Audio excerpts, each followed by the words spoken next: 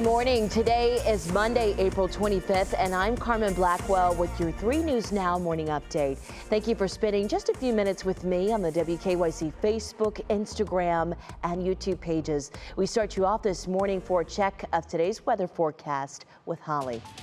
Okay, Carmen, thank you. And good morning to you. So we're tracking showers and thunderstorms, not so much this morning, spotty chances initially and still really warm. But as we look ahead and get into that afternoon and evening zone, we start to see some stronger showers and thunderstorms moving through. Temperatures falling quite a bit too into the 40s and 50s and eventually 40s overnight.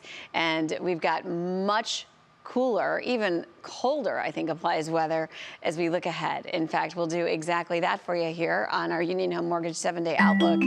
Tomorrow, we will not climb out of the 40s, so that's a dramatic change. We'll even have a few rain and or snow showers possible on Wednesday. But the good news is towards the end of the week, we start to see more sunshine. We also rebound, and at least we'll see seasonal weather return. Might not be the 80s we had this weekend, Carmen, but we'll climb back into the 60s. And that is normal for this time of the year. So we'll look forward to another good weekend. Okay, Holly, thank you so much. Well, this morning, a community is in mourning. This coming after a 5-year-old girl is killed at an apparent hit and run. A teen driver is in custody now, but the girl's family says they need more answers. Cleveland police say it happened just before 6:30 Saturday night on West 50th Street.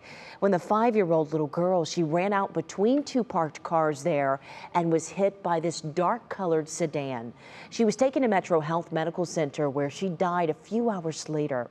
Investigators say the teen driver, a 17-year-old girl, did not stop at the scene.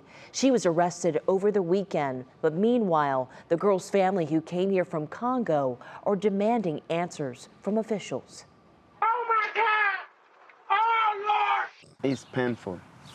Yeah, it was young, too young. Question is what the local officials going to do. So devastating. Well, police have not yet released the driver's name, but officials did say that her passenger returned to the scene after the accident that led to her arrest. Well, here are 3 things to know for you this morning. Power is being restored on West Mill Street, this coming in Akron, after a power outage hit overnight. An underground electrical fire caused the outage in the downtown area, and the city is saying that they're working to restore that power, but it could take into later this morning. A water rescue in Kent on Saturday is prompting fire officials to send a warning after such a very warm weekend. Saturday, shortly before 7 p.m., Kent Dispatch received multiple calls for a woman and a child that were drowning in the Cuyahoga River. A kayaker had heard their screams and was able to get them to safety, but fire officials have this reminder for you. Unfortunately, because the weather turns nice, doesn't always necessarily mean that the water temperature is as nice. What people have to remember is that the water is always colder than the ambient temperature of the air. Well, look at this here, a raging fire at a home in Eaton Township where several propane tanks on the property caused these dangerous flames that you see here. The good news is everyone inside got out safely, but while state troopers were helping to block off nearby roads there, a suspected drunk driver plowed into the cruiser. The driver and a trooper were hurt, but both are expected to be okay. The driver is now being charged with OVI.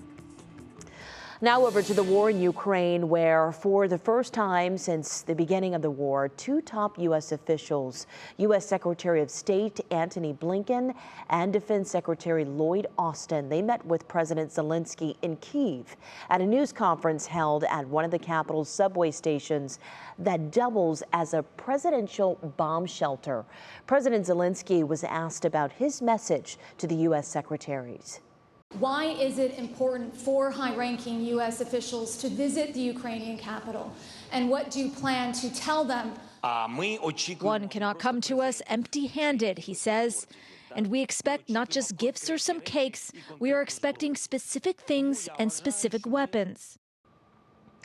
Well, those weapons the Ukrainians insist are needed to repel the Russians and save civilian lives. Blinken also says that President Joe Biden will nominate Bridget Brink as U.S. ambassador to Ukraine. Now, Brink is the current U.S. ambassador to Slovakia. And starting today, it won't be as easy for Ukrainian refugees to arrive in the U.S.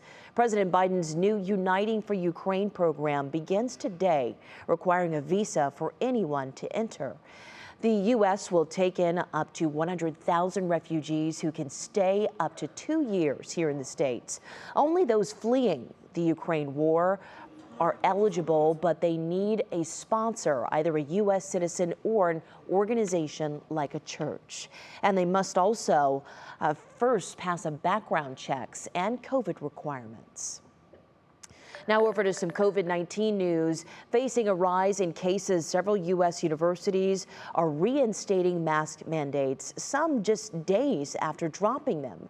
Mandates ended in many places as case numbers dropped following a winter surge fueled by the Omicron variant. But several Northeast Ohio cities have seen a rise in hospitalizations in recent weeks as the BA.2 subvariant of the Omicron variant continues to rapidly spread throughout the country. And remember, Ohio will report its latest case count this Thursday as the state moved from daily reports to now once a week. Last Thursday, the state reported 6,890 new cases for the week, which is above the 3-week average. Hospitalizations were also up. And let's talk some money for your Monday. Saturday's Powerball drawing was the 29th in a row, and with, well, no winner. The estimated jackpot for the next drawing, which is tonight, has risen to an estimated $421 million with a $252.1 million cash value. The odds of winning the jackpot, well, they're 1 in 292.2 million. So, well, good luck to you. May the odds ever be in your favor. Well, thank you for taking the time to join me for this 3 News Now morning update. Our digital team will continue to bring you the stories making headlines around Northeast Ohio and the world. But please make sure that you continue to check out our social media pages and WKYC.com throughout your day. I'm Carmen Blackwell, and I'll see you tomorrow morning right here on Go, starting at 4:30. Have a great day.